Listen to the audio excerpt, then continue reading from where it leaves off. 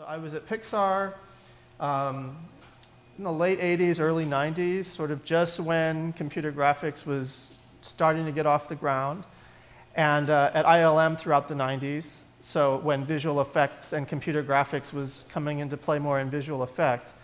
If there's one thing about computer graphics that has been endemic to the whole time, since its development in the 80s, is that it's changed very rapidly, and it continues to change very rapidly. The economics of it change a lot. And so what I wanted to do, I don't know, how many of you are familiar with visual effects techniques, computer graphics techniques, and sort of the course of development of them? Because I'm gonna do, it says the future of movies, but I really think to understand the future, it's important to see sort of how the history has unfolded. And what I'm going to do is I'm going to talk about the technologies, and I'm also going to talk about the economics behind the technologies and the business models and how they've evolved. So I'm going to start with the background and history of visual effects and the rise of computer graphics. Today, when you look at computer graphics in movies, it sort of falls into two arms. The visual effects arms, which is sort of typified by ILM, and the computer graphics animation arm, as typified by Pixar. And I'll talk a little bit about how those two came to be, where they emerged, and how CG, computer graphics, has been a disruptive technology, and exactly how those disruptions have occurred and where the cost has been and where the pain has been. Some illustrative works and just some examples of budgets. What I have to say about budgeting is really nothing amazing. To do a high-end production-valued visual effects or computer graphics piece takes many millions of dollars. You're talking usually tens of millions of dollars in a professional Hollywood big production. There are smaller independent films that have used computer graphics to different advantage.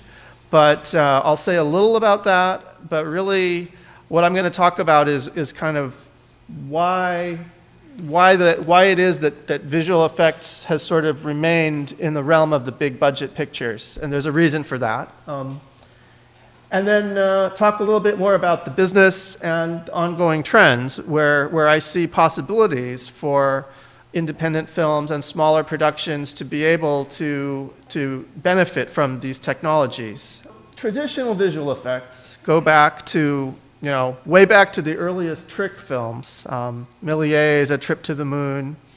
Very, very standard techniques, which in the 20s and 30s were mostly handled in the studio houses themselves. Each studio would have its own visual effects department.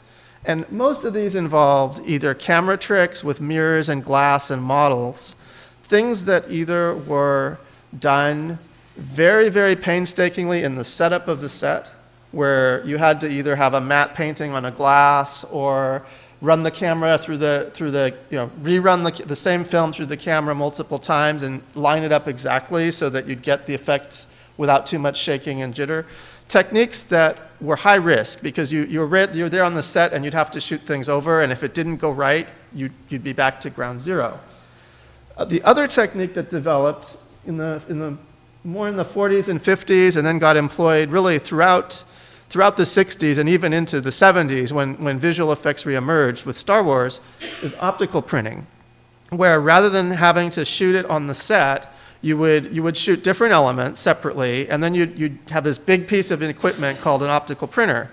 That piece of equipment was a very bulky, mechanical, accurate thing. It was a special projector setup with cameras that was very, very expensive to build. And the more reels, the more elements you wanted to have go together, the more expensive the machine got. So we're talking about multi-million-dollar investment in something that just does one thing, which is composite film together.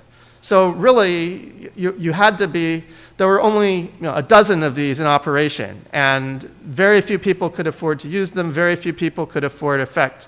Not all the studios even had them. The studios there was Westheimer was the big one, and ILM, which in the 70s reemerged. We're going to talk a little bit about that. But then computer graphics came along. And computer graphics visual effects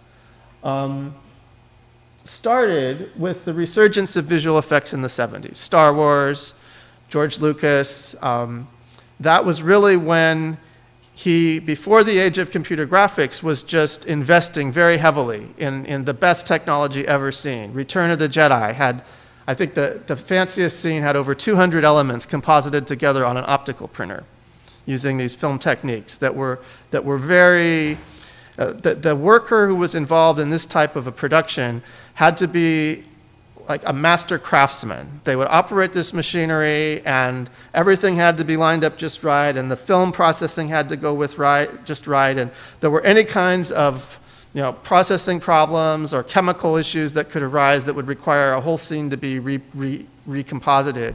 So this was a sort of trial and error process, and many times the trial was just about the process. It had nothing to do with whether the art was right or not.